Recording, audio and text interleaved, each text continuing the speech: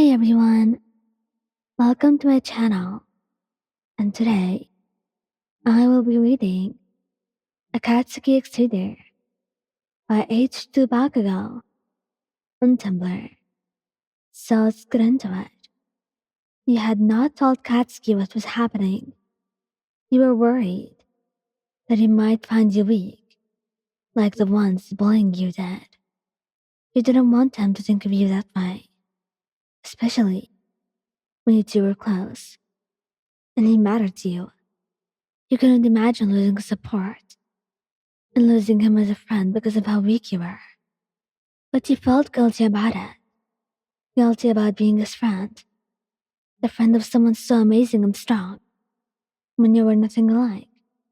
And you knew that even though you did your best to hide it, Bakugou was bound to find out eventually, because nothing could stay hidden forever. You just didn't think it would be so soon, and you didn't think that you would stumble upon it happening. You didn't want this. This was the worst outcome that could ever have happened. You're so pathetic. Weak. You should leave. You'll never make it in the hero course. They taunted you, made fun of you, implanting those thoughts in your head. Thoughts that were going to gnaw at you at night. Thoughts that would keep you up, thinking and thinking, until you felt like nothing more than a liability, a useless addition to society, a waste of oxygen and space. One of them began to kick you. You were on the ground, curled into a ball. You knew fighting back would have just made it worse for you. Besides, taking it would just make you stronger, right? Bakugou could see, he could sense, that the air had changed completely. Something just wasn't right. And as he rounded the corner, taking the shortcut back to the gym, he spied the group of kids hovering over someone. At first, he paused, looking at them, watching what was happening. But then he discovered that it was not just anyone. It was you. You were curled into a ball, under their feet, while they mocked and laughed at you, occasionally kicking you. And Katsuki went feral. He saw red. He threw all of his stuff down, ran towards you, like his life depended on it. And for what it was worth, it was. You were everything to him, and you couldn't have someone hurting you like that, while you just stood and watched. As ironic as it sounded, when he used to be one of those very people before. But he changed. He was a hero, and he cared about you. He couldn't just watch. Get the hell away from her. He screamed, raising two sparking fists at the group. They backed away in horror, eventually, turning tail and running away. Katsuki then leapt to you, placing his hands on your shoulders, and making sure that you were still awake. You were still conscious. He was going to make them pay. Hey, hey, he yelled out, causing you to look at him. You had tears falling from your eyes, and a few bruises on your cheeks. Katsuki growled in frustration, pulling you into his arms, holding you and hugging you close, like even being in his arms would keep you protected from all the harms and dangers of the world. The world that was too cold to understand someone like you, too stupid to appreciate you. And maybe he thought that it wouldn't be selfish if he kept you all to himself, because no one else deserved you like he did. What didn't you tell me?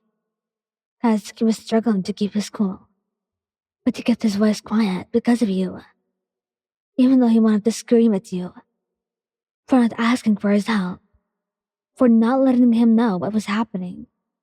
He could have helped you. He was right there all along. So what was he doing wrong? Why couldn't you ask for his help? I'm weak, was all he could manage to spit out. And it tore his heart apart.